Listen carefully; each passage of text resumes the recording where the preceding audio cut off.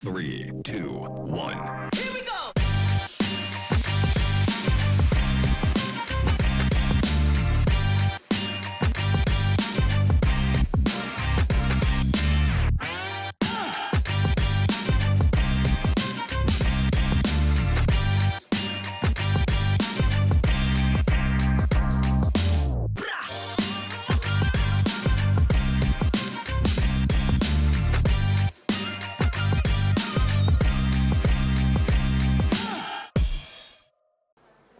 Alors, on va parler comment allier qualité et quantité de la ressource. Une fois de plus, on a réuni pas mal d'experts. Dites-moi. Que puis-je faire? D'accord. 3, Merci. 2, 1. Pour parler de ce sujet crucial, on va commencer avec vous, Madame Annick Mière. Vous êtes directrice, vous l'avez dit, de la délégation PACA Corse à l'Agence de l'eau. Et je vais vous laisser nous préciser, pour commencer, les missions de l'agence et son implication dans la préservation de la ressource. On vous écoute. Oui. Bon.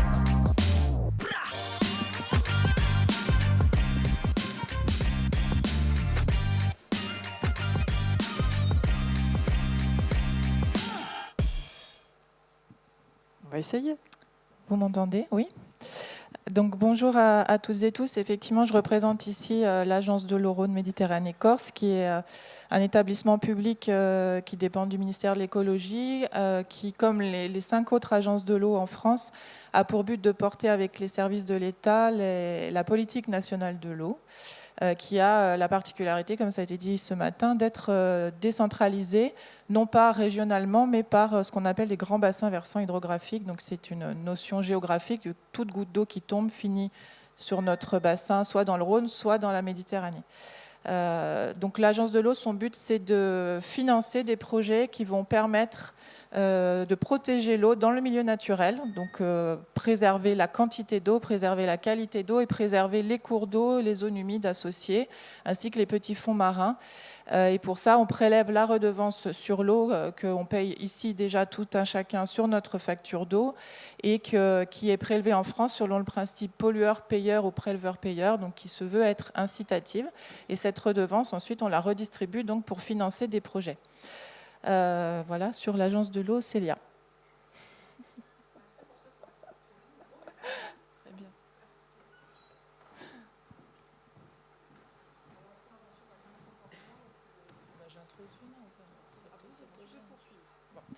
Donc peut-être pour faire le lien avec ce qui vient d'être dit, je vais redire un certain nombre de choses qui ont déjà été dites tout à l'heure, mais en approfondissant un petit peu. Alors, j'ai juste 2 petites diapos. Peut-être pour rappeler déjà de quoi on parle pour l'île. Donc sur l'île, on a à peu près chaque année des prélèvements de 100 à 110 millions de mètres cubes qui sont répartis, donc grosso modo en moitié-moitié agriculture, eau potable, la partie industrie étant très très marginale. Donc on l'a dit ce matin, cette ressource en eau disponible pour les usages humains et pour la biodiversité dans les cours d'eau, elle va en diminuant. Donc on a une nécessité de limiter nos prélèvements et donc il faut agir sur les grands postes concernés sur l'île, qui sont donc l'agriculture. Ça a été évoqué tout à l'heure. En agriculture, on a effectivement des solutions pour économiser l'eau en travaillant sur les pratiques agricoles, en travaillant sur les capacités du sol à infiltrer, à garder l'eau pour limiter les besoins en prélèvement, en travaillant sur les infrastructures elles-mêmes, les infrastructures d'irrigation, que ce soit en travaillant sur les canaux d'amener, les infrastructures d'amener, et sur les pratiques pour généraliser, par exemple, le goutte à goutte quand c'est possible, ou l'aspersion. Et puis il y a la question évidemment qui se pose sur l'adaptation des espèces aussi, des types de cultures qu'on va mettre en place pour tenir compte des effets du changement climatique et notamment la hausse des températures, puisqu'on parle beaucoup d'eau en agriculture, mais il faut aussi avoir en tête que l'impact du changement climatique, c'est une hausse des températures qui de toute façon va impacter les capacités productives. Donc la question de l'eau ne résoudra pas tout. Sur la partie AEP, donc ça a été dit aussi ce matin, évidemment. Alors sur l'île, on a un enjeu particulier autour des réseaux et des rendements de réseau, donc ces fameuses fuites.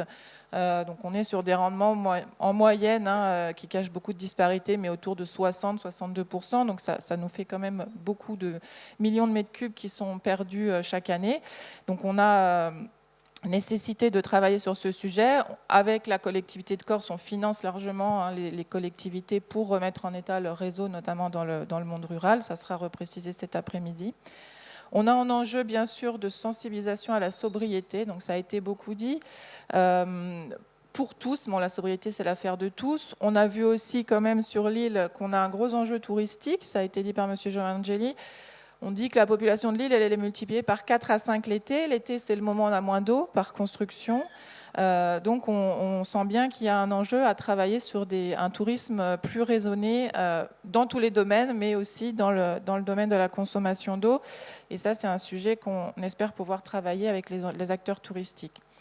D'ailleurs, sur ce sujet-là, moi, j'étais la première à être dubitative sur l'impact de la sensibilisation, mais l'année 2022 a montré qu'en sensibilisant des personnes, que ce soit des habitants, mais aussi des touristes, il y a des expériences qui ont été menées de l'autre côté de la Méditerranée sur la région Provence-Alpes-Côte d'Azur, qu'on peut atteindre des baisses de 15 à 20% sans beaucoup d'efforts, j'allais dire, de consommation, ce qui est quand même très conséquent.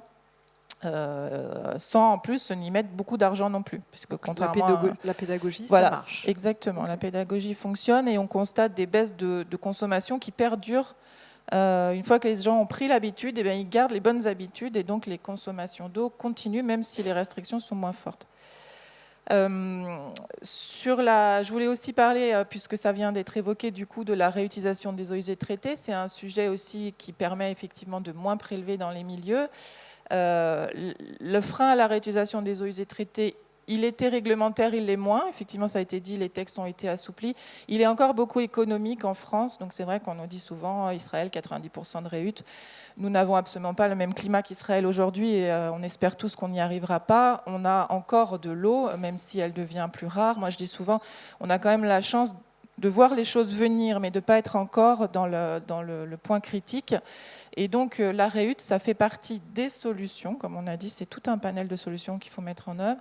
Mais aujourd'hui, on se heurte souvent au coût. Il faut être lucide, c'est que les collectivités, elles ont beaucoup étudié les potentialités et que souvent, le projet ne se mène pas parce que ça coûte cher et qu'aujourd'hui, le prix du mètre cube d'eau qu'on consomme régulièrement n'est pas encore assez cher pour que le prix du mètre cube en réhute soit rentable. Je voulais juste aussi dire que le golfe de Spérode n'est pas le premier golfe à avoir été arrosé en France par de l'eau de réhute, malheureusement, ou pas, mais pour l'île, en tout cas, ça n'est pas un record. C'était, à ma connaissance, Sainte-Maxime en 2006 qui avait commencé. Et ce sont des usages qui se développent, mais avec les limites que je viens de citer. Et puis moi, je voulais aussi insister sur le stockage, mais sur la partie capacité naturelle de stockage. Ça n'a pas beaucoup été dit, ça a été dit un peu sur les sols, mais on oublie aussi que le premier stockage que la nature avait inventé, c'est le stockage sous les rivières, ou dans les nappes d'accompagnement des rivières, qu'on est venu beaucoup perturber par l'urbanisation, par les trop forts prélèvements, et qu'aujourd'hui on a vraiment un enjeu à restaurer, à maintenir, puisque chez vous on a beaucoup de rivières en bon état, mais on a un gros enjeu à maintenir ce bon état pour garder ces capacités de recharge et notamment limiter aussi les impacts des crues quand elles arrivent. Et puis on a les zones humides qui ont aussi un très fort rôle de stockage de l'eau, qu'on a pu par endroits assécher aussi pour construire et donc qu'il faut absolument restaurer puisque ce sont des stockages qui sont les plus efficaces parce qu'on n'a pas d'évapotranspiration dans les stockages souterrains et on a beaucoup moins de pollution, de risque de pollution que dans un stockage en retenue. Et donc ça a été dit, bien entendu, tout ce qui va permettre de favoriser l'infiltration dans les sols agricoles, mais aussi partout, c'est-à-dire dans les zones urbanisées, avec l'intérêt aussi de ramener de la biodiversité, de la fraîcheur, un cadre de vie agréable pour les populations. Donc sur la partie vraiment quantitative, on le voit, ça a été dit et j'insiste vraiment, on n'a pas une solution en fait, on a un panel de solutions à mettre en place qui vont vraiment dépendre de chaque territoire. C'est l'intérêt de la politique de l'eau en France, c'est qu'elle est menée vraiment au plus près des territoires, par grand bassin hydrographique, par bassin versant. Il faut se saisir de ça et on n'a pas de solutions toutes faites qui vont répondre immédiatement à la problématique. Alors le sujet aujourd'hui, c'est aussi la qualité. Alors sur l'île, en caricaturant, Antoine Orsini pourrait me contredire, mais le gros enjeu quand même, ça reste les eaux usées. Il est peut-être parti boire un café. Ça reste les eaux usées, même si on a quelques enjeux d'eau agricole, de pollution évidemment, notamment sur la plaine orientale, et d'eau industrielle ponctuellement. Le sujet, ça reste quand même le retard en matière d'infrastructure. À peu près la moitié des stations d'épuration sont non conformes. On a des problématiques qu'on appelle de temps de pluie, c'est-à-dire de débordement des systèmes quand on a des épisodes méditerranéens, quand on les connaît. On a des réseaux vétustes, notamment dans les zones rurales. Donc on a vraiment un enjeu sur ce secteur-là. La petite carte qui a été réalisée par l'Adréal vous montre les stations d'épuration qui sont visées par une nécessité soit de remise en état, soit de construction, notamment sur l'île. Et puis, ça fera la transition avec les présentations à venir. Évidemment, on a l'impact du changement climatique qui vient rajouter une couche sur ces questions de pollution, puisqu'on a un double effet. Avec la diminution de l'hydrologie, on a plus de concentration des polluants. Il y a moins d'eau, donc les polluants sont plus concentrés. Et avec la hausse des températures, on a aussi un peu cet effet cercle vicieux sur les pollutions, avec du développement aussi de nouvelles formes de pollution qui peuvent être favorisées par ces hausses de température. Ça sera évoqué tout à l'heure. Voilà très rapidement la situation. Merci. Madame Mièvre pour ces explications. Alors on va poursuivre avec un binôme cette fois-ci, binôme de la collectivité de Corse, Alexandra Mattei qui est chef de mission système d'information et de gestion des eaux de Corse et Estelle Fiette qui est chargée de mission plan de bassin d'adaptation au changement climatique. On commence avec vous Alexandra si vous le voulez bien. Vous allez nous parler d'anticipation et d'adaptation en matière de sobriété hydrique et pour ce faire on va parler de collecte fiable de données et de partage de connaissances. Ce sont deux points qui sont essentiels pour la réalisation de diagnostics sur lesquels vont ensuite reposer les décisions politiques. Bonjour à tous. L'idée de disposer de données pour mener une politique de l'eau efficiente n'est pas nouvelle. En 1964, la première loi sur l'eau a instauré une politique de collecte de données avec la mise en place des premiers réseaux de surveillance. Ces réseaux s'intéressent à la fois à l'aspect quantitatif et qualitatif. Mais il faut attendre près de 30 ans après la mise en place des premiers réseaux, soit en 1992, pour qu'il y ait une structuration de la donnée sur l'eau via la mise en place du réseau national des données sur l'eau. Il s'agit en fait d'un réseau partenarial qui a pour objectif de faciliter le partage et la mise à disposition des données sur l'eau recueillies par les différents acteurs dans l'objectif de réaliser les premiers documents stratégiques. En 2000, la directive cadre sur l'eau, en fixant des objectifs de qualité à atteindre et tout un processus à mettre en œuvre pour atteindre ces objectifs, processus qui est basé sur la donnée, rajoute une couche dans la structuration des données sur l'eau en souhaitant en fait collecter les données à l'échelle européenne et les réunir au sein de ce que l'on appelle un système d'information. Pour ce faire, il a fallu en 2003 en fait, s'organiser à l'échelon national et mettre en place ce qu'on appelle donc, le système d'information sur l'eau, le SIE, qui a pour objectif de collecter, archiver et diffuser au plus grand nombre les données disponibles à la fois sur l'eau, les milieux aquatiques et les services publics d'eau. Ce système d'information sur l'eau collecte des données qui sont issues de réseaux de mesure qui sont gérés par tout un réseau de partenaires qui s'intéressent historiquement à différents environnements tels que les eaux souterraines, les cours d'eau, les plans d'eau, les eaux littorales.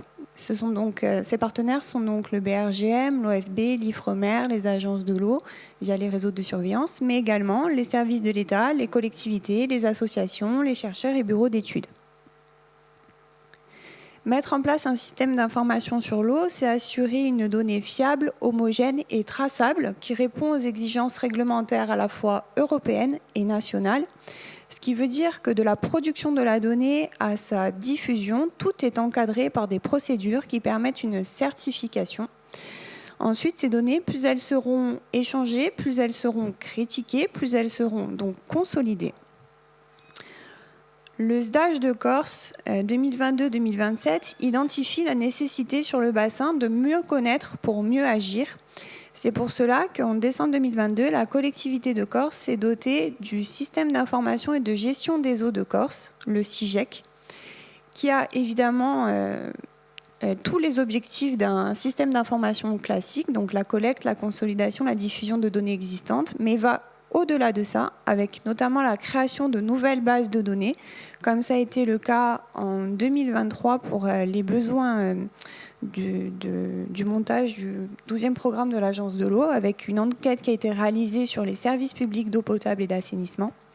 Il a également pour objectif une densification des réseaux de mesure, voire la création de nouveaux réseaux de mesure, le développement d'indicateurs de suivi qui soient spécifiques au bassin de Corse et la réalisation d'études prospectives sur lesquelles reposent en fait les documents stratégiques sur lesquels repose notre politique de l'eau. Je passe la parole à ma collègue. Merci Alexandra. On va continuer avec vous Estelle. Et un exemple concret, le projet de territoire pour la gestion de l'eau, le fameux PTGE. Vous allez nous expliquer en quoi ça consiste et surtout comment ça se met en œuvre. On vous écoute. Alors, tout d'abord, je vais vous présenter un peu la naissance du PTGE très rapidement.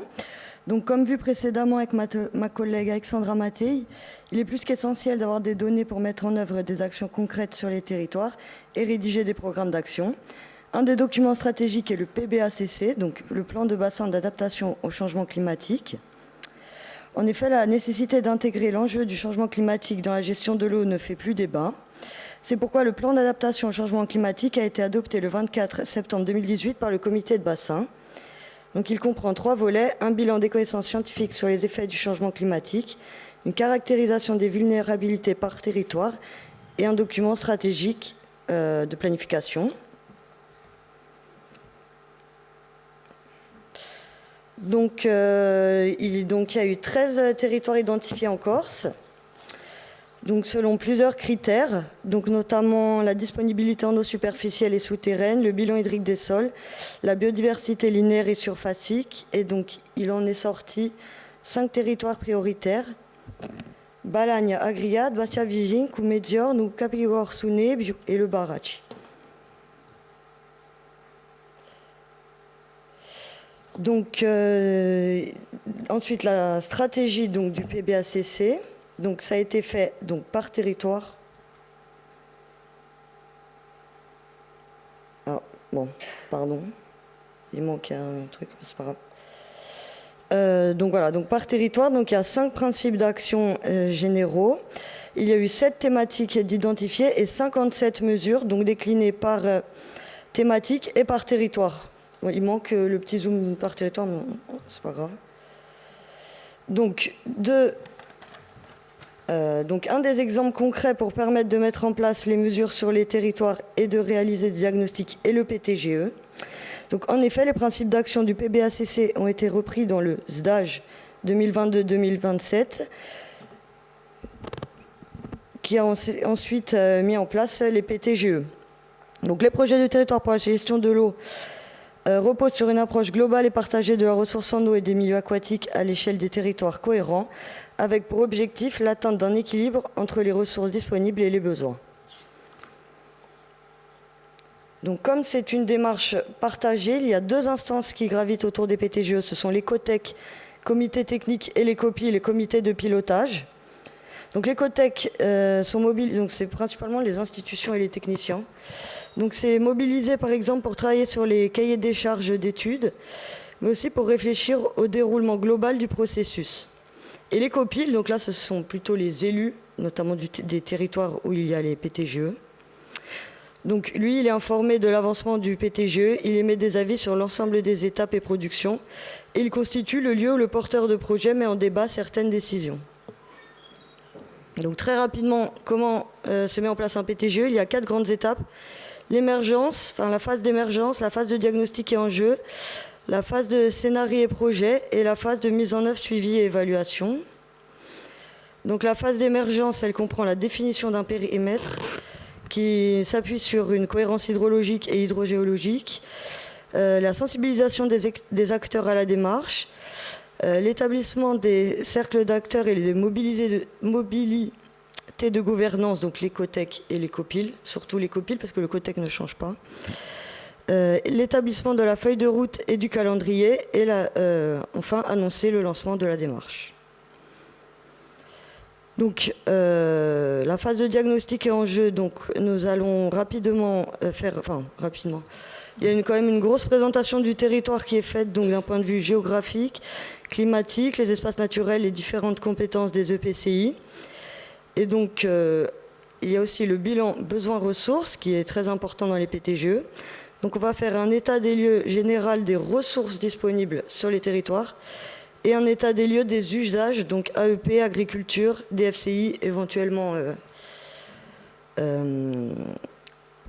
industrie, bon, il y en a, quand il y en a. Et on va faire un bilan quantitatif. Donc, de cette phase va ressortir la phase de scénario et projet. Donc, nous allons modéliser 3 scénarios. Un scénario tendanciel sans projet, qui s'appuie sur la modélisation un peu du changement climatique général, et 2 scénarios contrastés.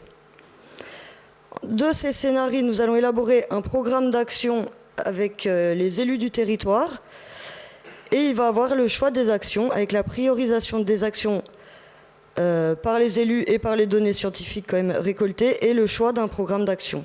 Donc les actions, elles peuvent être très plurielles, ça peut être de la réhute, comme on en a beaucoup parlé ce matin, la mise en place d'actions de sobriété, donc notamment sur les rendements réseau, la mise en œuvre d'actions pour retenir l'eau, ça va être très varié. Et enfin, il va y avoir une contractualisation une fois que le PTGE est réalisé, et un suivi réalisé par la collectivité de Corse avec des indicateurs de suivi et un bilan annuel pour le bon déroulement des actions préidentifiées. Merci beaucoup à toutes les deux, Alexandra et Estelle, pour ces explications et tous ces acronymes. Merci beaucoup. Alors, on va poursuivre maintenant avec Monsieur Ange de Chico, Marie Joulier et Monsieur Paulette. On commence, si vous le voulez bien... Pardon, je vous prie de m'excuser. On va parler d'installation et de stratégie d'aménagement, si vous le voulez bien. On commence avec vous, monsieur le directeur. Alors, dans un premier temps, je voulais rassurer monsieur le maire d'Afa, puisque lui indiquer ce que nous avons fait à plusieurs reprises. Au fait, nous travaillons sur la création d'un nouveau périmètre d'irrigation agricole sur l'ouest ajaxien. Et la mairie d'Afa est totalement concernée. Donc, il sera rassuré. Je vais faire court pour rattraper le temps qu'il a perdu. Donc, simplement, je pense que le président de l'Office, M. Jovanange, a largement décrit la stratégie. Moi, je vais être très synthétique. Alors, pour moi, on peut mettre toutes les stratégies en place voulues. Alors, j'entends plein de choses. Ça laisse penser que les solutions sont faciles. La réhute, la gestion des réseaux, le remplacement des canaux, la gestion des fuites. Je pense qu'on pourra faire tous les ouvrages que l'on voudra. Si on ne change pas nos comportements à l'eau, on n'y arrivera pas. Et le maître mot, je pense, de cette journée, c'est la sobriété. Qu'on le veuille ou non, c'est l'axe majeur sur lequel nous travaillons. Avec la collectivité de Corse, Madame Antoinette et la DG Aménagement du territoire, nous procédons tous les ans à une campagne de sensibilisation forte dans les ports, dans les aéroports, sur le territoire local. On procède tous les ans de la même manière, cette année encore plus que les années précédentes avec le monde agricole, puisqu'il y a les socioprofessionnels, c'est une chose, il y a le potable, c'est autre chose. Mais vous avez également la partie agricole, qui est la plus grosse consommatrice. Et bien que notre métier, ce n'est pas de leur faire changer leur pratique d'irrigation, parce qu'il y a d'autres organismes qui sont bien plus compétents que nous pour le faire, pour autant, on ne passe pas une semaine sans les voir pour leur présenter leur niveau de consommation, pas leur manière de travailler, hein, ça on n'y viendra jamais, mais pour leur indiquer exactement, puisqu'on les implique totalement dans notre stratégie. Je termine sur la stratégie opérationnelle que le président de l'Office a décrite. Alors, j'ai vu que l'Occitanie mobilisait 160 millions d'euros, de ce que j'ai vu. Alors, l'Office hydraulique, donc, par la collectivité de Corse, c'est 240 millions d'euros sur 10 ans. On a déjà démarré, on ne démarre pas aujourd'hui. Ça se réalisera sous quelle forme? Donc 160 millions d'euros consacrés aux nouvelles infrastructures, 80 millions d'euros sur la création de nouveaux périmètres d'irrigation, l'ouest ajaxien, le Risanais dans le sud, la vallée de l'Ortole, le Marsouline, le Niol. Donc vous voyez, il y a bien un développement territorial, ce n'est pas de manière focus dans une micro-région. Et avec ça, nous avons donc sur ce cadre-là, ça va se faire sous quel support, pardon? Ça va se faire sur la rehausse des plans d'eau, pas des barrages, des plans d'eau de nos ouvrages lorsque cela est possible, lorsque la réglementation nous le permet, et la création sous 10 ans maintenant à minima 2 nouvelles retenues collinières, donc une sur la région de Ghisonaccia qui s'appelle Vadine, sur laquelle je souligne le travail remarquable du service ingénierie de l'Office et de sa responsable, qui sont très bien engagés. Vous n'avez qu'à consulter la presse ces 2 jours. Et une retenue collinière sur son bouc qui va permettre de venir en soutien à la partie Balagne. Alors, je termine. Ce programme, il est financé par l'État et la collectivité de Corse. Voilà, madame. Merci, monsieur le directeur, pour toutes ces précisions et votre efficacité. Madame Joulier, on va parler cyanobactéries. On va parler de toxines. Voilà. Moi, je vais vous parler donc, des cyanobactéries. Qu'est-ce que c'est? Donc, ce sont des micro-organismes qui sont apparus il y a plus de 3,8 milliards d'années. Elles ont contribué à l'apparition de l'oxygène sur Terre. Donc, il y a 2 types de cyanobactéries. Les cyanobactéries benthiques, qu'on va retrouver plutôt dans les rivières, et les cyanobactéries planctoniques, qu'on va retrouver dans les plans d'eau. Il faut savoir que des conditions idéales pour leur développement sont des eaux superficielles, stagnantes, peu profondes et surtout riches en nutriments. Des températures élevées pourront entraîner une multiplication rapide, donc une prolifération soudaine que l'on va appeler un bloom. Donc il y a des risques potentiels pour la santé animale et aussi humaine, car elles sont capables de produire des toxines qu'on a abordées tout à l'heure. Donc il y a 3 groupes de toxines, donc les hépatotoxines qui vont attaquer le foie, les neurotoxines qui vont attaquer le système nerveux, et les dermatotoxines qui vont attaquer plutôt la peau. Donc on a un impact sur la faune, donc intoxication, voire des mortalités, et aussi un impact sur le milieu, avec une diminution de la biodiversité, une baisse de la transparence de l'eau, des déficits en oxygène.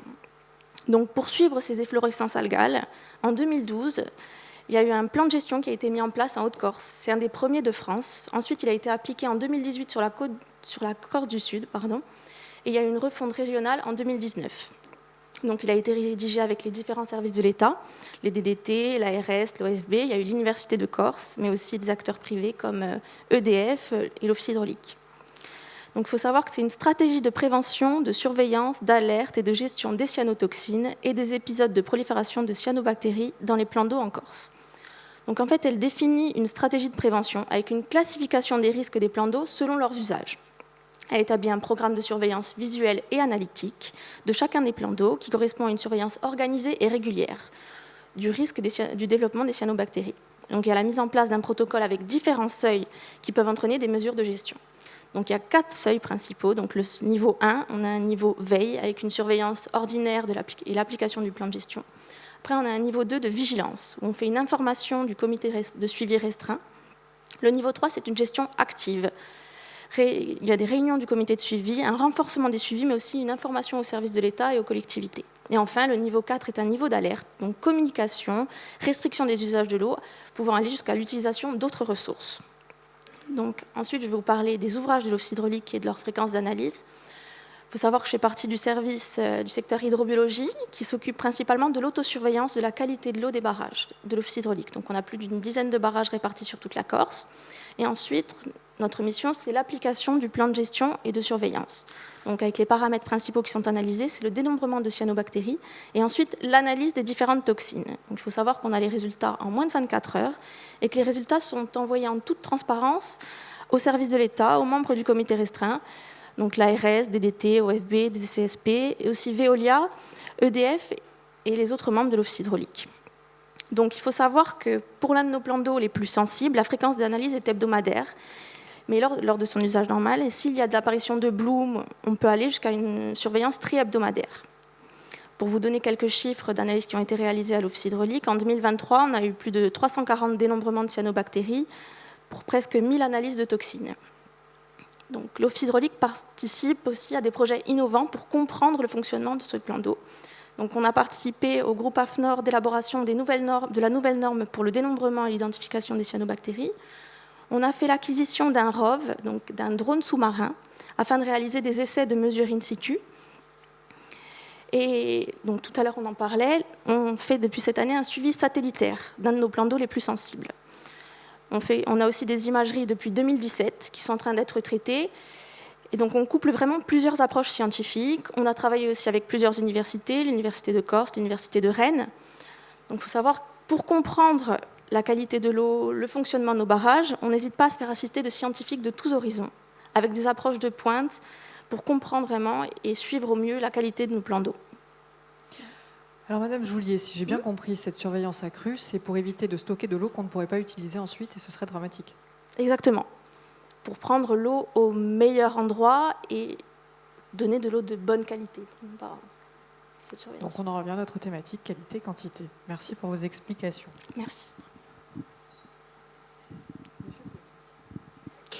Je vais changer un peu de sujet en faisant un retour d'expérience récent.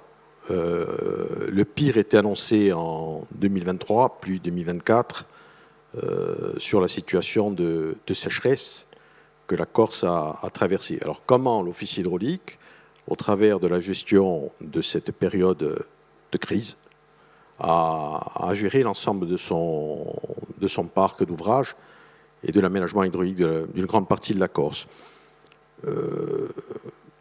3 zones critiques sont traditionnellement identifiées, même en situation d'année normale. La Balagne, l'extrême sud de l'île, plutôt la zone sud-est, Porto Vecchio, Bonifacio, et le Cap Corse. Une zone est considérée à degré moindre, la plaine orientale. Qu'est-ce qui s'est passé en 2024 ? Alors c'est un peu en lien avec ce qui était présenté tout à l'heure par M. Rébillot de Météo France.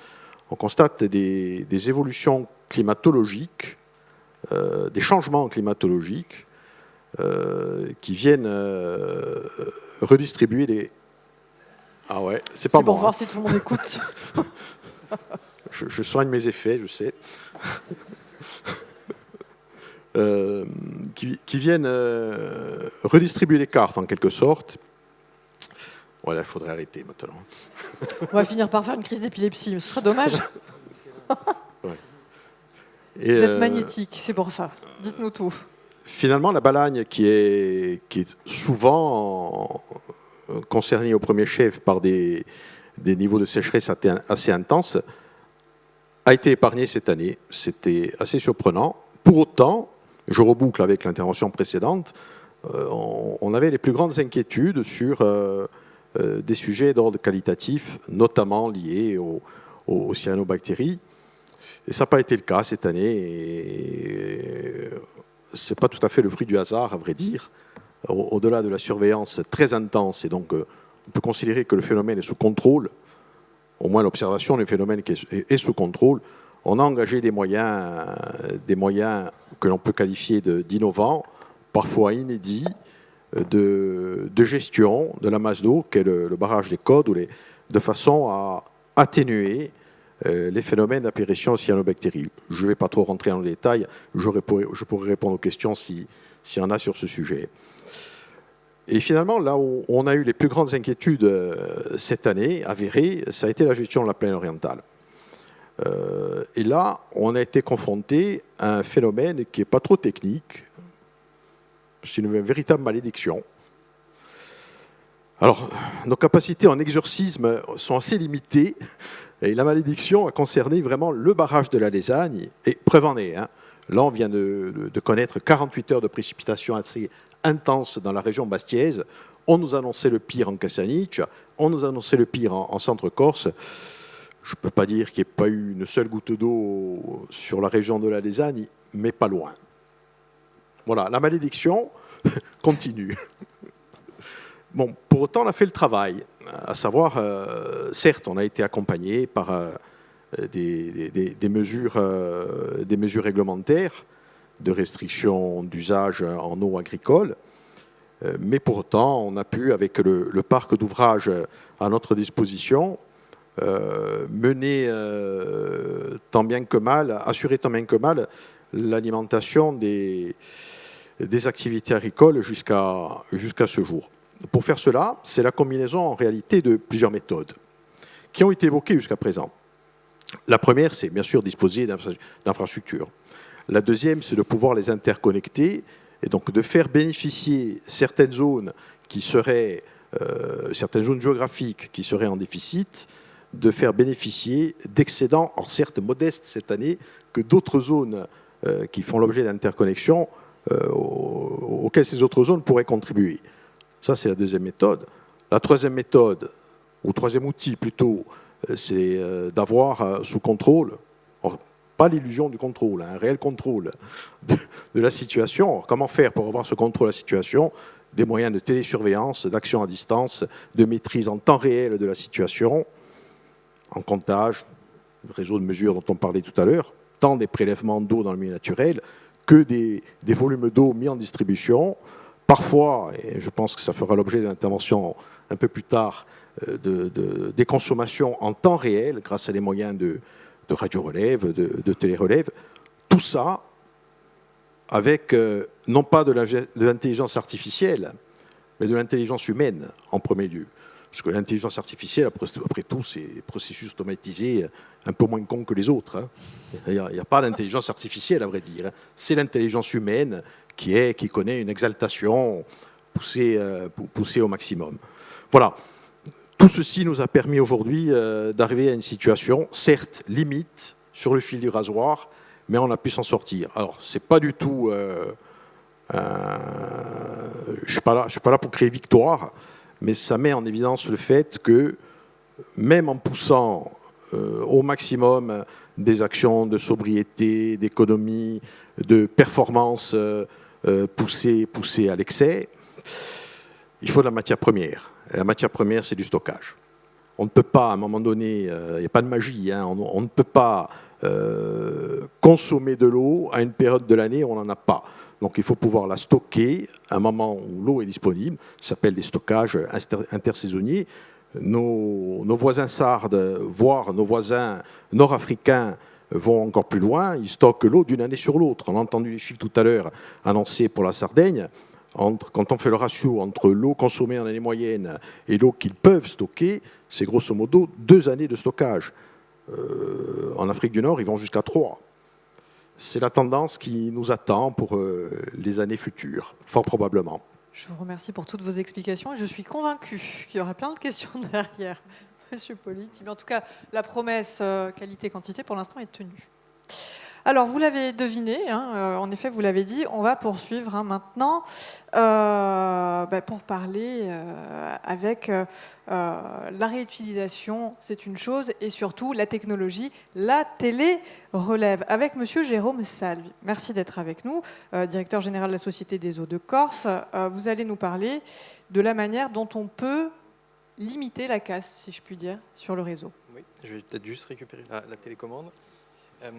Merci beaucoup. En tout cas, c'est un plaisir de participer à cette matinée dense, un peu lourde en termes de données. Et on va s'apercevoir que tous les participants, en tout cas, ont la volonté d'agir pour améliorer les choses. Il existe aujourd'hui des solutions. Elles sont empiriques. Ça fonctionne. Donc, c'est sûr que quand on est aux prémices de certaines solutions techniques, on a toujours des doutes ou des réserves. En tout cas, on va voir que, par exemple, sur l'aspect de la télé-relève, aujourd'hui, on est vraiment arrivé à quelque chose de stabilisé en termes d'efficacité et qui apporte vraiment une chose importante, c'est qu'elle permet, et c'est ça qui est important, je pense, c'est que les consommateurs finaux de l'eau potable deviennent enfin acteurs de leur consommation. On a, depuis toujours, on attendait la facture d'eau qui arrivait soit semestriellement, soit annuellement dans certains endroits pour connaître exactement sa consommation. Aujourd'hui, grâce à ces technologies-là, on peut le savoir de façon quotidienne. L'intervention du maire d'Afa tout à l'heure nous a permis aussi de voir que l'utilité de ces informations-là, c'est dynamique. Et du coup, ça permet à tout à chacun d'avoir une connaissance réelle de sa consommation ou des dérives de consommation et de fuite. En tout cas, avec la mise en place de cette télé-relève, notamment sur le secteur de la CAPA, vous voyez les chiffres qui sont affichés. La mise en place de cette technologie a permis en fait de faire des économies qui sont déjà chiffrées, qu'on peut chiffrer, qui sont importants, qui représentent 140 000 m3 par an. C'est l'équivalent de 56 piscines olympiques. Ça permet aussi de visualiser que tous ces petits bouts d'efforts faits par chacun et la réactivité pour connaître sa consommation et éventuellement ses fuites, ça nous permet en fait d'être un acteur sur sa consommation et du coup limiter la prise d'eau sur la ressource. Moi, j'ai envie de vous demander comment ça fonctionne. Alors, aujourd'hui, on a tous des compteurs d'eau chez soi. Pour ceux qui habitent sur le secteur de l'ACAPA, ils ont un compteur avec un élément supplémentaire qui s'appelle une tête émettrice qui vient se positionner sur le dessus du compteur et qui transmet les informations de façon quotidienne à un système, un réseau qui a été développé soit spécifiquement, soit un réseau de Orange qui permet de véhiculer ces données. Et de façon quotidienne, donc en tant qu'exploitant, nous recevons l'ensemble des données et ça nous permet de connaître en fait les dérives de consommation soit par secteur, soit directement chez le particulier, de déclencher des interventions pour voir si expliquer une surconsommation. Donc des infrastructures qui ne sont pas très compliquées à mettre en place, à déployer. Alors, comme disait Monsieur De Sico tout à l'heure, les solutions présentées comme ça paraissent simples. Il faut un investissement de base qui est évident, mais qui permet aussi, et là le cas concret de l'ACAPA, c'est de montrer qu'il y a un retour réel sur l'investissement et ça permet d'avoir cette maîtrise réelle de la donnée. Et aujourd'hui, ce qui est important, c'est d'avoir ces informations-là pour être en mesure à la fois d'exploiter ces données, de les faire parler en ayant un retour d'expérience d'une année sur l'autre, de pouvoir faire de la sectorisation précise, secteur par secteur, quartier par quartier, et ça peut se faire grâce à ces technologies. Donc le consommateur contribue à l'efficience du réseau. Ah, complètement. Le coup d'après.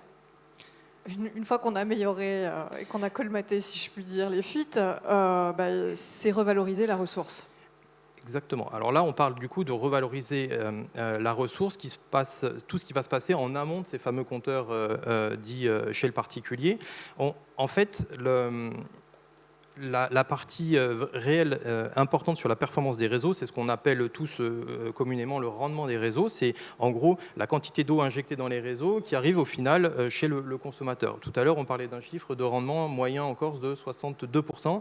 Donc vous mettez 60 mètres cubes dans un réservoir, il y en a 100 mètres cubes, pardon, il y a seulement 62 mètres cubes qui arrivent chez les abonnés. Donc travailler sur ces rendements réseaux, limiter les fuites, limiter les pertes inutiles, les prises d'eau sur les pots d'eau d'incendie, les branchements qui ne sont pas tous soumis à un comptage, permet en fait de travailler sur ce rendement de réseau et qui est un indicateur vraiment pertinent, national, qui permet de comparer des systèmes et des réseaux entre eux. Donc là, alors l'écran est loin, c'est petit, c'est peut-être... sur la partie sectorisation, ce que l'on disait tout à l'heure, donc il y a la mise en place de compteurs de sectorisation sur les réseaux permet en fait de connaître précisément secteur par secteur la consommation d'un groupe d'habitation ou d'un village. Et grâce à ces données-là, en fait, et complétées avec la donnée de la relève, qu'elle soit faite classiquement ou avec la télérelève, ça nous permet d'avoir ce calcul de rendement. Et en fonction des données quotidiennes et de l'expertise aussi des agents qui sont en exploitation, quel que soit le mode de gestion, cela permet en fait d'avoir une approche réaliste de la perte qu'on a sur nos réseaux et de travailler après beaucoup plus finement sur la recherche de fuite avec des technologies qui sont aujourd'hui éprouvées. La recherche de fuite à poste fixe avec des oreilles, on appelle ça des oreilles qui sont positionnées sur les réseaux et qui communiquent entre eux et qui permettent de localiser et d'envoyer une information en disant voilà, il y a une fuite à telle distance de l'endroit où je me trouve et de faciliter, alors je ne dis pas que tout est précis au centimètre, mais en tout cas de faciliter la recherche pour être efficace. Parce qu'il y a une chose qui est importante à savoir dans la partie recherche de fuite, c'est pas tant la quantité de fuites que l'on va pouvoir avoir, mais c'est surtout la rapidité avec laquelle on va être en mesure de la détecter et surtout de la réparer. On va peut-être avancer, vu l'heure. Okay. Non mais vous êtes bien, vous êtes redoutablement efficace, hein, donc j'ai pas à me plaindre. Alors, vu le chrono, on ne peut pas se louper. Alors, un dernier focus, on a beaucoup parlé sur la RIOUT. J'ai la chance d'être l'exploitant sur le secteur de Bonifacio, donc de connaître un petit peu le sujet. Il y a eu un copil mardi dernier avec l'office hydraulique, avec la collectivité et les services de l'État, et ça permet de voir les points, l'avancée. Oui, il y a une facilité, la législation devient légèrement plus souple que ce qu'elle pouvait être jusqu'à présent, et ça permet d'ouvrir des champs des possibles d'utilisation de cette eau. Et effectivement, se dire ce qui a déjà été vu tout à l'heure, pourquoi laver ses bateaux avec de l'eau potable, nettoyer ses rues ou arroser les ronds-points avec de l'eau potable, ça nous paraît même quand on en parle entre nous, quelque chose qui paraît aberrant, mais aujourd'hui, c'est la seule chose réglementaire qui est possible. Donc petit à petit, les avancées se font, on travaille tous ensemble, et ce qui est important, c'est que dans le cadre de ces copiles, on retrouve des acteurs à tous les niveaux, et ça permet de faire aussi avancer la mise en place de ces réglementations et de les faire évoluer grâce à des bureaux d'études aussi qui travaillent pour ça. Donc la reuse ou la réutilisation des eaux non conventionnelles, comme on les appelle maintenant, en fait est une solution, en tout cas localement, qui peut être intéressante si elle ne génère pas trop d'investissements pour être déployée sur un territoire qui des fois peut être un peu étendu.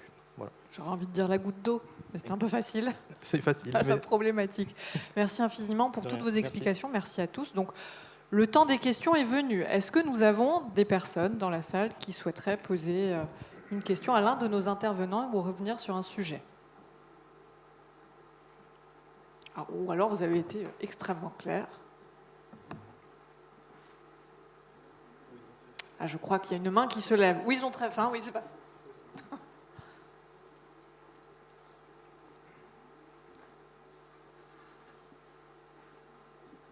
Oui, bonjour, Christelle Longuet, mairie de Bonifacio.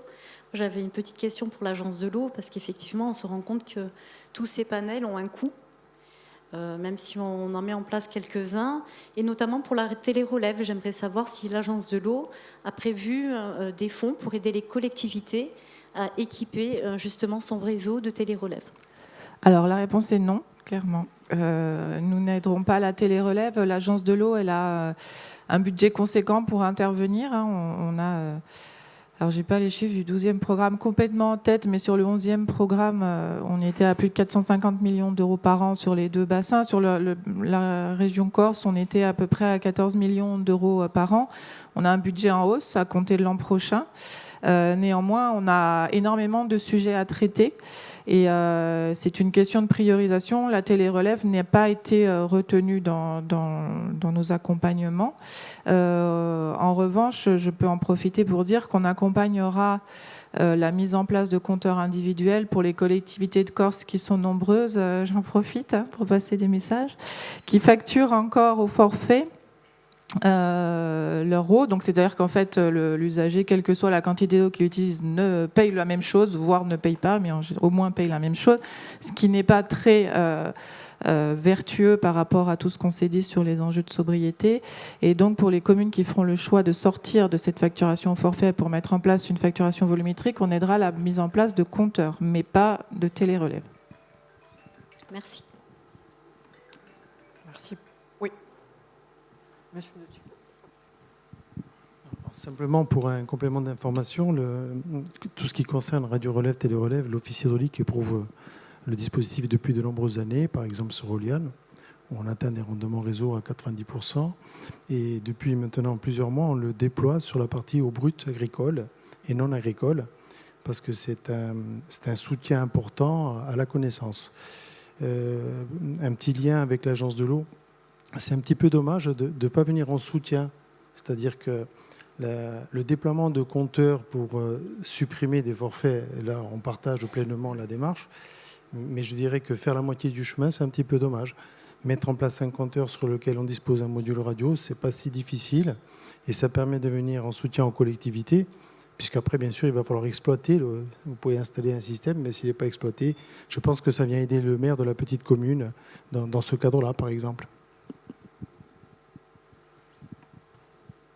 Merci. Des mains se lèvent. Oui, bonjour, Jean-Paul Vivier, bureau d'études techniques dans le domaine de l'eau. Moi, j'avais une question concernant la stratégie de stockage. Là, vous avez évoqué plus 40 millions de mètres cubes, dont 10 millions de mètres cubes dans les 10 prochaines années. Vous avez évoqué 2 sites, si j'ai bien compris. Grosso modo, ça ferait donc 5 millions de mètres cubes pour chacun des 2 sites. Je simplifie les choses. Et vous parliez donc de retenue collinaire, ce qui veut dire, je pense, pas en barrage sur cours d'eau. Et alors, ma question était sur le mode d'alimentation en eau de ces retenues. J'avais une autre question. Est-ce que vous avez réfléchi sur la problématique de l'évapotranspiration sur ces grandes surfaces? On sait que c'est quelque chose qui pourrait être une économie d'eau. Et ma dernière question, c'était sur la question de l'usage de ces retenues, le côté multi-usage. Est-ce que vous avez réfléchi, est-ce que vous avez imaginé, enfin réfléchi sur des problématiques de la récupération, enfin de la production d'électricité, l'hydroélectricité, des choses comme ça, ou autres usages, voilà. Merci monsieur pour vos questions. Alors, la stratégie d'aménagement, elle n'est pas aussi simple. Ce n'est pas de retenue 10 millions de mètres cubes. Dans un premier temps, pour évaluer donc, la nécessité d'augmenter les capacités de stockage, plus personne ne la conteste, y compris l'agence de l'eau. Concernant la création des stockages, je vous ai parlé de création de nouveaux stockages, de rehausses de plans d'eau. Donc la stratégie, pour évaluer tout ça, elle repose sur l'évaluation de besoins consolidés par secteur et micro-région. Alors j'ai été un peu court à cause de monsieur le maire, pour gagner un peu de temps, je vais prendre un peu de temps. Donc, nous avons plusieurs projets sur les 10 années qui sont en cours aujourd'hui. Vous avez la rehausse du barrage de Figres, du plan d'eau du barrage de Figres, 2 millions de mètres cubes pour sécuriser le sud-est. Ça va permettre de sécuriser l'ensemble des besoins actuels et futurs au moins jusqu'à 2045. Vous avez la rehausse du barrage de la Lézagne, qui fera partie d'une mise en conformité réglementaire sur laquelle on travaille, plus 1 million de mètres cubes. Vous avez donc ça c'est en plaine orientale, pardon, côte est. Vous avez la remise à la cote nominale du barrage de Pire, qui a débuté depuis le mois de juillet en travaux préliminaires. Et là, il y a des travaux consolidés qui démarrent en novembre, plus 1 million de mètres cubes. Vous avez également la création de la retenue collinaire de Vadine, qui aujourd'hui, les études préliminaires ont été validées en totalité, avec 2 solutions possibles, un stockage à 6 millions de mètres cubes, mais également un stockage à 9,5 millions de mètres cubes, qui viendrait totalement consolider les besoins de la région plaine orientale, nord et sud, c'est-à-dire de Fouriane et à Sonnenzard, à hauteur de 20 millions de mètres cubes par an. Vous avez sur la partie nord la rehausse du barrage de Caude, à peu près 1,5 million de mètres cubes, qui rentre dans les 10 à 12 millions de mètres cubes que le président de l'Office a cité, et la création d'une nouvelle retenue à Sambouc à hauteur de 2 millions de mètres cubes. Ça, c'est la première, un petit peu la répartition précise, mais comme le président l'a dit, c'est une première étape. N'oublions pas qu'il y a un deuxième volet, c'est-à-dire une fois que l'ensemble de ces travaux auront bien débuté et certains terminés sur 2 à 4 ans, il y a le volet suivant sur lequel l'Office travaille en partie et travaillera encore plus pour arriver à sécuriser jusqu'à 2050-2060. Ça, c'est une chose. Sur la question des multi-usages, alors ça dépend desquels est retenu. Vous avez le barrage de Figres, il a une multi-usage agricole, eau potable. Le barrage de l'Hospédale, multi-usage agricole, eau potable. Le barrage de Vadine, aujourd'hui, le futur barrage de Vadine, en fait, on a 3 réserves basses du côté de la plaine orientale. Nous avons Teperos, Alcitone et Bachan, pardon. Donc aujourd'hui, elles sont à usage agricole. Vadine sera à usage agricole, mais l'ensemble, et comme le disait très justement M. Polit, nous avons des réseaux interconnectés. Il me semble que la nappe phréatique du Fiumo est en piteux état. Je cite le BRGM. Et donc, on n'exclut pas, à très court terme ou à moyen terme, de venir en soutien aussi, puisque nos réseaux ne sont pas si loin, en soutien, à un moment donné, à de la potabilisation, puisque les ouvrages sont à considérer également dans ce cadre-là. Sur le barrage de Caude et de Sambouc, ce sont des barrages au Caude, c'est un barrage mixte, eau potable et eau d'irrigation, pardon. Et sur le barrage de Sambouc, il aura la même vocation. Sur les 2 autres questions, M. Politi. Oui, pour compléter le multi-usage, vous faisiez référence, me semble-t-il, à la production hydroélectrique. Quand c'est possible, quand il y a un intérêt économique à le faire, on ne s'en privera pas, bien entendu, même si ça représentera les capacités de production hydroélectrique et donc du chiffre d'affaires assez modeste. Vos 2 autres questions, une visait les conditions de remplissage, me semble-t-il. Hein, c'est bien ça. Oui, tout à fait. Et la deuxième, l'évaporation. Les conditions de remplissage des retenues collinaires qui ont été citées rentrent dans une logique de substitution. À savoir, je m'explique, on prélève l'eau à une période de l'année où elle est disponible dans des cours d'eau sur des aménagements qui sont déjà existants. Le fumeau, bon, pour l'exemple de Vadina par exemple, pour pouvoir la restituer ensuite en période estivale. Donc on stocke l'eau à une période de l'année où elle est disponible, où elle serait de toute façon perdue, pour pouvoir en bénéficier en période estivale. C'est la logique même des reconstitutions de stocks sur l'ensemble de notre parc de retenue collinaire, avec cette ressource-là que je viens de citer, et d'autres dans certains autres cas, en fonction des micro-régions. Pour ce qui concerne le sujet de l'évapotranspiration des plans d'eau, effectivement, c'est un réel sujet que l'on subit. Alors, je pense que là aussi, de façon subliminale ou implicite, vous deviez évoquer la mise en place de panneaux photovoltaïques sur les plans d'eau, peut-être, non ? Ouais, c'est ça ? Non, mais c'est une bonne question. Ben voilà, je vais poser la question, je vais donner la réponse alors. Alors, là, il faut être particulièrement prudent. Il y a actuellement un pseudo-moratoire en France de prudence sur la mise en place de panneaux photovoltaïques flottants sur les barrages, retenues collinaires compris, dès lors qu'on a une hauteur de masse d'eau dépassant un certain seuil.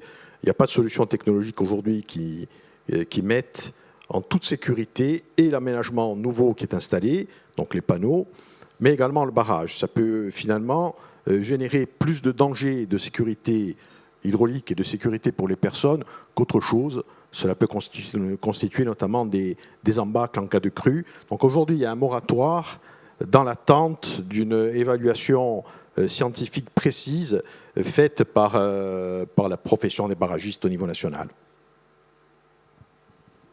Encore une précision. Si je peux me permettre sur la question des retenues, alors pour répondre à M. Dessico, l'agence de l'eau n'est ni pour ni contre. Voilà, bien au contraire. Et j'irais même jusqu'à dire, nous ne reconnaissons pas forcément l'intérêt en tant que tel, si c'est entendu au sens, on est obligé d'en passer par là, des retenues. L'agence de l'eau finance des retenues, hein, on en finance un certain nombre sur l'ensemble des deux bassins. Mais comme ça, je l'ai dit tout à l'heure et comme ça a été dit aussi par les intervenants précédents, dans le domaine de l'eau, il n'y a pas de solution unique. On doit vraiment être sur un panel de solutions avec le premier des maîtres mots, et ça a été dit par M. Dessico le premier, qui est d'abord la sobriété. Donc la politique nationale et la politique locale traduite dans le SDAGE Corse rappellent bien que le premier axe, c'est d'abord moins prélever d'eau pour être moins dépendant à une ressource qui va en diminuant. Donc c'est vraiment la première chose. Ensuite, quand on a exploré les pistes d'économie d'eau, on a d'autres solutions, la réutilisation des eaux usées traitées, qui est aussi une solution de substitution, les retenues, qui sont des solutions de substitution, mais qui sont dans un deuxième temps. Et pourquoi aussi ? Parce qu'il faut quand même être prudent sur cette question des retenues. On a des retours d'expérience aujourd'hui assez clairs sur le fait qu'on peut se générer un sentiment de sécurisation avec ces retenues. On sait aujourd'hui qu'on a du développement d'usages à l'aval qui dépendent de l'eau, alors qu'avec les effets du changement climatique qu'on touche maintenant fortement du doigt, et comme ça a été rappelé ce matin, on est sur un côté très erratique des précipitations. On va avoir des fortes précipitations, 1 mois, 2 mois, plus rien pendant des mois, voire des années. Je rappelle quand même que côté Maghreb, ils en sont à la 6e année de sécheresse consécutive, avec des barrages qui ne se remplissent plus. Donc certes, ils ont des très grandes capacités de stockage, mais qui ne se remplissent plus. L'Espagne est en train de vivre la même chose. La Sardaigne a aussi des grosses difficultés de remplissage. Donc une année, oui, tout va très bien se passer, 2 années, et puis on va peut-être vivre 2, 3, 4 ans où on aura des grosses tensions. Et la difficulté, c'est que si vous avez de nombreux usages qui sont dépendants de cette eau stockée, eh bien, ils vont être en très grande difficulté. Donc c'est une solution qui doit être prise en considération avec ses limites, comme les autres solutions. Et en revanche, les solutions dites sans regret, j'insiste là-dessus, c'est quand même les solutions fondées sur la nature qu'on a rappelées tout à l'heure. Infiltrer l'eau au maximum. On arrive difficilement à prévoir, en fait, maintenant, même Météo France, hein, quand on va avoir des épisodes de pluie. Moi, je cite ce qui s'est passé en région Provence-Alpes-Côte d'Azur en 2023. Après une année 2022 catastrophique, sans pluie de février à tout l'hiver, on a démarré 2023 dans la même situation. Météo France ne voyait rien venir. Et au printemps, on a eu de la pluie qui a sauvé l'été. Et ben voilà, la difficulté, c'est que ça, personne ne sait dire comment ça va se passer. Et ce que dit le GIEC, c'est qu'on va vivre ces périodes de grandes incertitudes et d'effets de balancier dans un sens ou dans l'autre. Donc la retenue collinaire, notamment, le barrage a d'autres impacts sur la biodiversité, mais rehausser les barrages existants, évidemment, c'est très pertinent.